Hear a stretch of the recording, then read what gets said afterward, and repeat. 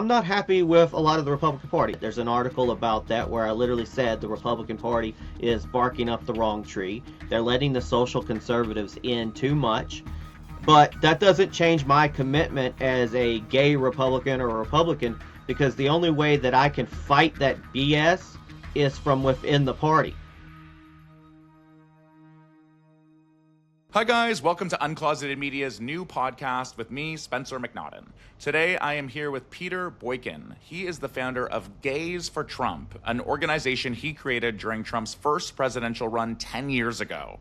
Boykin's group was prominent during Trump's 2016 presidential campaign when they created social media campaigns and organized events at the Republican National Convention.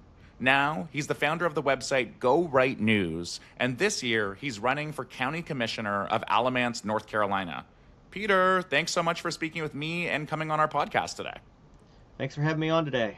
So we talked I think over a year ago today, shortly after Trump was elected for his second term, and you were optimistic and excited about him taking the reins for a second time. We're a year out now. How do you think he's doing?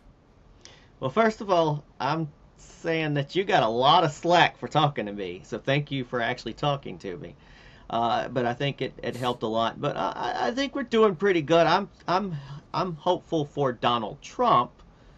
As Donald Trump, I'm still wary of a lot of the Republicans and some of the people in his cabinet. Not the gay members per se, but the other people like Hetzich and and other individuals that I'm not really satisfied with.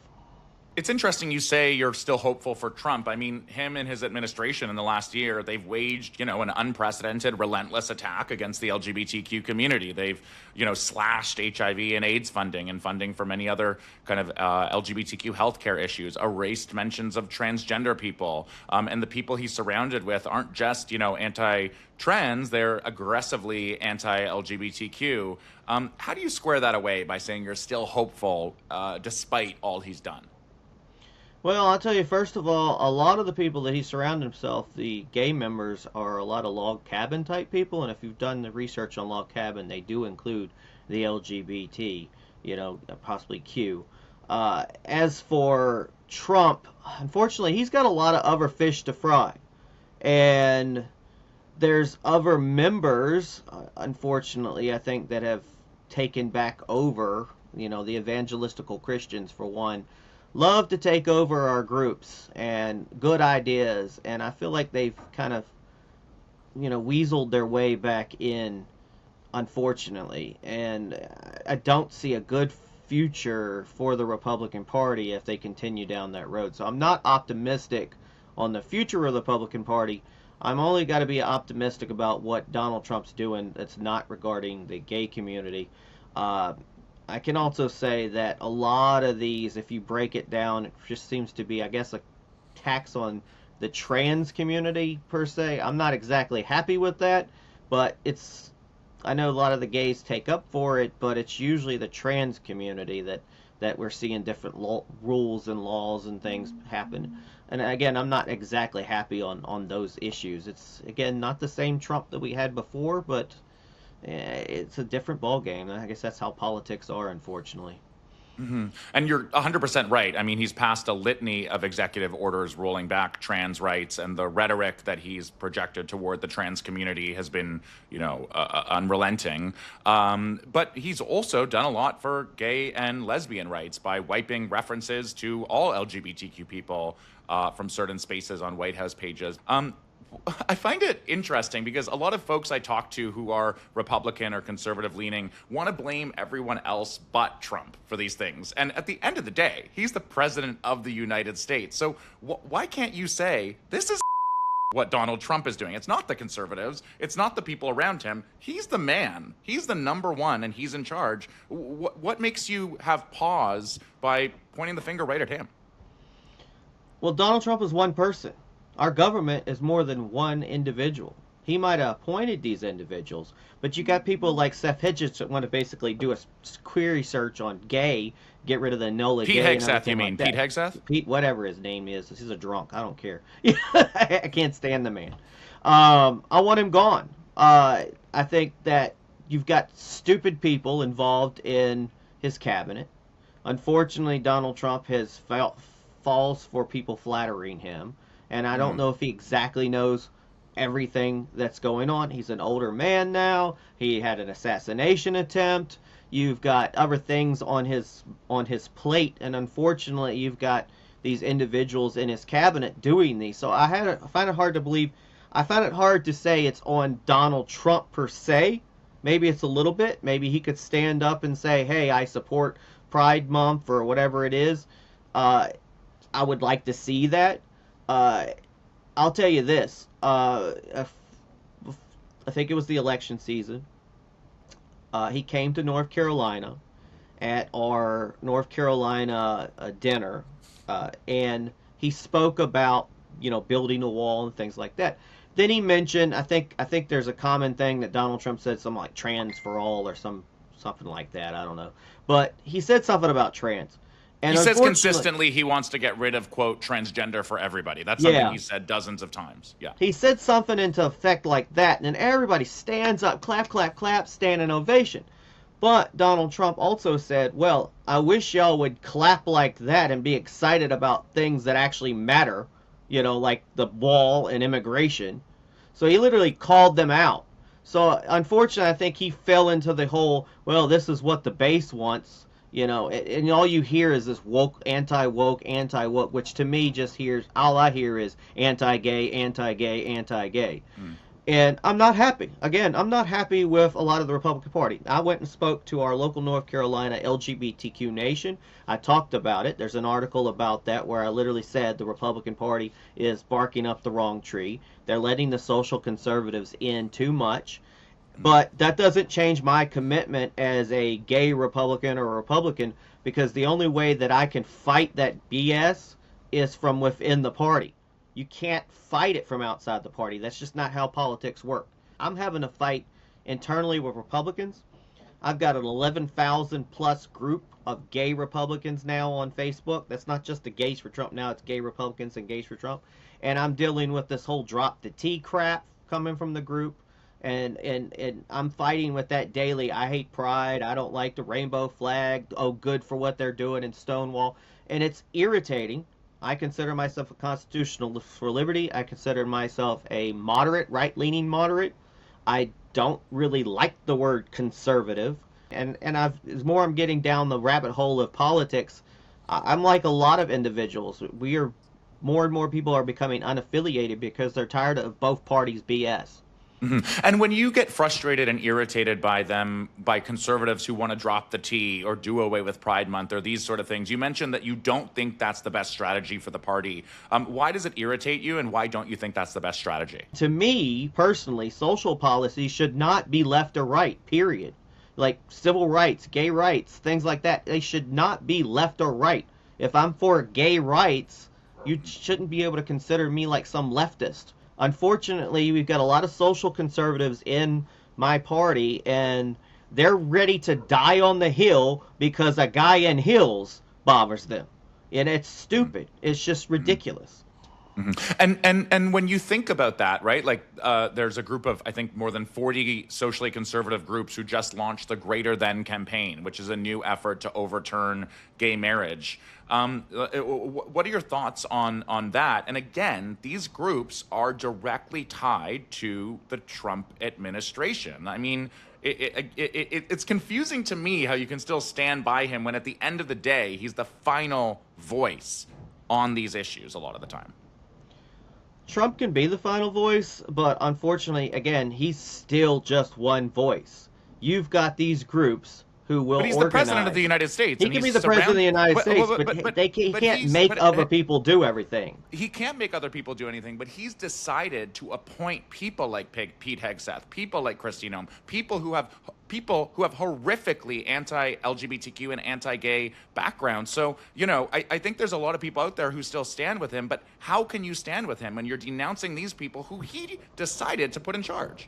I still don't like him. I mean, if you put other people like Scott Bensett and other individuals who are gay, he's got a very good gay cabinet. Of course, you're going to hear about the Petes and the Kristi Noems, and I don't like them. I verbally have said I don't like him. That's my only way I can fight it. I'm not Donald Trump. I can't make him change his mind. Maybe he's got a choice of, maybe the choice is worse. Maybe he doesn't have a choice.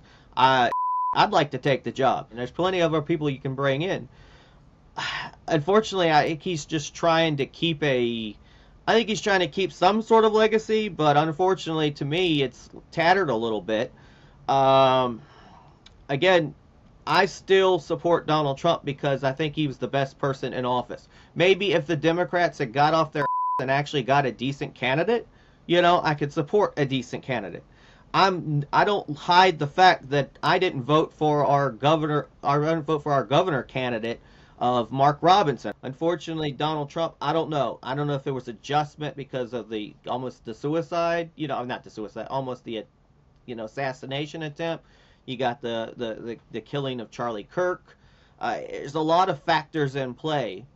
I'm not making excuses for Donald Trump. By supporting Donald Trump, I'm not making excuses. Ronald Reagan, and I say it all the time, 80% my friend, 20% my foe does not make you my enemy. Donald Trump still sits in that 80% range.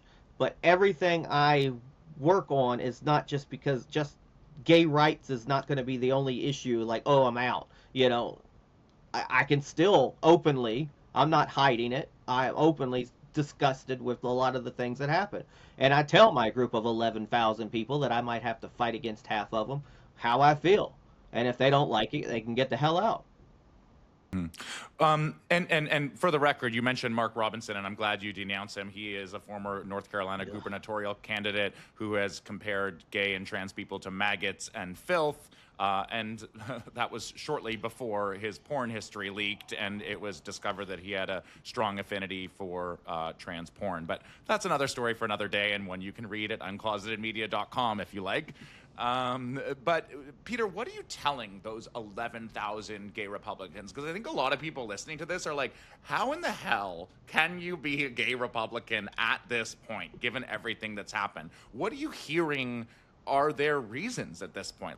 I get a lot of comments that take flack. People actually have discussions in there.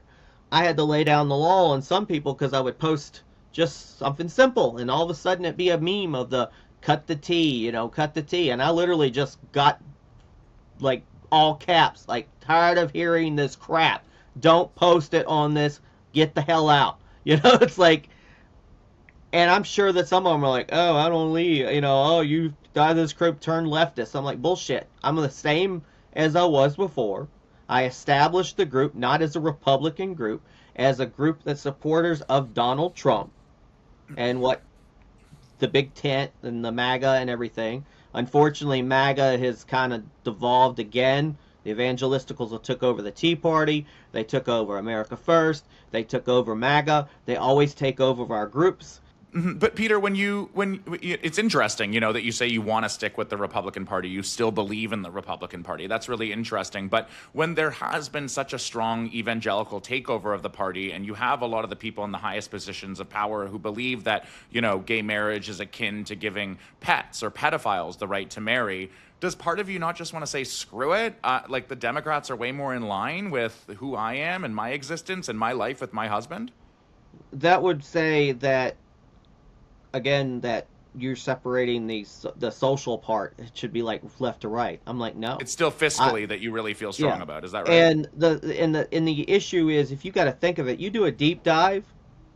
The Democrat Party, the members of the Democrat Party, are really good at separating their politics from their religion. Unfortunately, the Republicans, it's like you've got to embed the religion with the politics, which goes to the whole groups trying to get rid of our gay marriage. I mean, speaking about the transgender community specifically, like, it has been an all-out war that the administration has waged against this community. There have been, false claims that they're linked to terrorism. A lot of the trans people that I've spoken with, they're really afraid. They're thinking about moving. There's been a brain drain of people leaving the United States to other countries where they can feel safer. What would you say to trans Americans who are listening to this interview and saying, you are supporting somebody still who is literally putting me in danger, not making me feel safe, making me want to leave the country? Well, I can still say you got to hold on to your constitutional values. I'm fighting for people's constitutional values, and that includes transgenders. I do not like what Pete did with the military. Unfortunately, you've got, far right groups, far right groups, I'm telling, and they're all this trans crap. Donald Trump's fell into it. I don't like it, and I can continue to say I don't like it. But again, you got to have a candidate on the Democrat side that can do the job, of other things. We're not going to have a country if we have some great president up there, then all he can do is gay issues. If he can't do crap else other than gay issues, then hey, I would say you probably still need to leave this country, because honestly, I don't care how safe it is for gays and trans or anything. If the rest of the country's falling apart, then it's not going to do us any good. I even said it the other day. It was like a few months ago where there was illegals or whatever undocumented people raising hell in California, setting fire to places, and meanwhile there was a nice trans group of 50 people at a pride just walking, with their flags, and I literally posted. I said I'd rather hang out with those 50 people than what's going on in California. Meanwhile, I got Republicans griping about those 50 people and ignoring what's going on in California. Get your mind on what matters. And that's what I always say all the time. Get your mind on what matters. Quit worrying about the trans. I'm telling people in my group that I didn't create this group to bash trans or bash another group, because that's BS.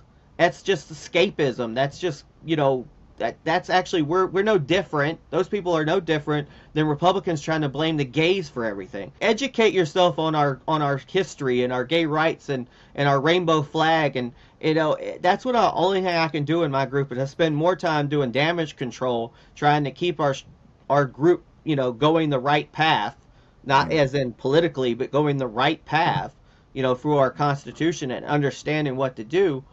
Than fighting, I'm exhausted, honestly. Yeah, no, I think a lot of people are exhausted in every pocket of this country, perhaps. You also, you run Go Right News, which, and you say you're a journalist, and that the publication stands up for truth, integrity, and accountability. Tell us a little bit more about Go Right News. I came up beforehand. I had MAGA First News. I call it MAGA First News, and then I'm like, MAGA's not going to be around forever, and I'm like, I got to think of a direction for people. And then I think you had Melania with the be nice, do good, be nice kind of thing. So I was like, Go Right News. And I know people are going to think, oh, well, you're talking about go right politically, and I'm like, if you can think that if you want, especially as time goes, it's more like go right. As I say, do right, be right, think right, vote right. And it's not exactly right wing. So when I do my articles in my news, and I'm not a journalist as in I'm more of a citizen journalist. I'm more of an opinionist. I write articles. I change things. I try to wait. I try not to jump on the news right off the bat. I don't care if it's somebody sees it as left or right. I write and I put my opinion out there. Yeah, and it's interesting, and Trump has obviously coined the term fake news, right? And has really kind of introduced this concept to many Americans that you can't trust mainstream media, you can't trust professional journalists. I'm curious for you, somebody who's claiming to be producing news and calling yourself a citizen journalist. Do you think you're accurate news? And if so, what are the processes you go through to get an article out there? Do you have a legal department, a standards department? Do you have fact checkers? What's the process for your news articles that you put out there? I researched articles from all over the venue, right, left, middle. Check on some of the AI sites. You can do some fact checks, on items. I try to search different areas. I have a few people I talk to about in individual things, but I'm also stated if the news changes or if something's different, I'm gonna be the first one to say, look, I got that wrong. And then a lot of times what I'm putting out is my opinion. I'll state it's my opinion. If I have sources, I'll put the sources in, but it's usually based on my opinion, but I'll also put the fact that we know of at the time. And if I have a correction or whatever, I have no problem correcting it, because I go especially with these shootings and things they've had recently, and it just so much from the left and the right sharing just bullcrap, just like viral crap, that got no facts behind it. And what do you think is the most accurate news source today in 2026? If you had to pick one, what would you say? I don't really trust all of them. Everything is opinionated now, unfortunately. You really have to cross-reference all of them.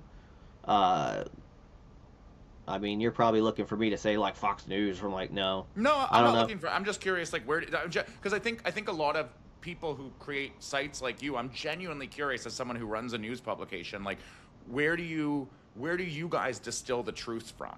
Right? So like name some publications that you take to distill the truth. I'm super I curious. mean, I pull from all sides. I kind of see a cross reference, like say NBCU News, like Fox News, like Skynet, whatever they call it, Sky News, even Al Jazeera, whatever. Mainstream media that tries to put out correct news. You find a lot of stuff on Telegram. You find a lot of stuff on some things on Reddit. Reddit's very left leaning. But how do you know? How do you know that what you find isn't just a robot or a bot in China or an well, AI machine? I have to look at what they're saying, and I have to compare, see if there's an actually accurate news somewhere else that kind of agrees with it. You held an event on Facebook on February 5th, and that was called "If Arresting Journalists is a Dictatorship, What Was January 6th?" Why do you compare those things? Why do you bring those two things up, arresting journalists and January 6th? Because when I think about those two things, they're starkly different. The article it was a comparison of that recent event. What's his name? Don Lemon. Yeah, Don Lemon. Went into the church when they were doing this protest, which I don't believe they should have been going into the church. And I was comparing it, like they were saying, "Oh, I shouldn't have been arrested because I was covering the news." And in that retrospect, I was talking about there was actually legitimate people there that were covering January 6th, and those individuals got arrested, just like he got arrested. So if all of a sudden the First Amendment rights and your journalism rights work for the left or him, then they should have worked just as easily for individuals on the right. But Don Lemon, I mean, didn't cause any violence, didn't break windows. There was a lot of journalists at January 6th that didn't cause any. Yeah, and I think when you watch the videos of Don Lemon in that church versus the hundreds of rioters in the Capitol and compare the videos, we can let the audience decide how to compare those two things, and maybe we can agree to disagree. I don't want to take too much of your time, Peter, but I wanted to end just one last question, because it sat with me last year when we spoke that it really seems like you really do genuinely care about people's lives, and that's what motivates a lot of what you do. And I know you mentioned you care a lot about LGBTQ youth last year, right? And still, roughly 40% of queer kids in America seriously considered suicide in the last year. Last June during Pride Month, Trump axed the 988 LGBTQ youth hotline option, where queer kids struggling with mental health could call for assistance and help. I know I'm asking how you square it away, but I mean, I think a lot of people watching will be wanting me to ask this question. How do you still support a president who does something like that? To me, I agree that they should have the option there. Just like the veteran option, just the LGBT. Why not? How's it hurting to have a stupid number on the? How much money does it cost to really have an extra number on there? Press 2 for your LGBTQ. I think that's just more of the BS bullcrap, like, oh, we got to get rid of the woke stuff. Oh, we got to get rid of this. It's ridiculous. It's stupid. It doesn't serve us at all. Well, let's leave it there. Peter, I really appreciate you coming on and speaking with, me and Uncloseted Media. I think, it's good to have these nuanced conversations and to hear your perspective. And yeah, thanks for chatting today. Thank you.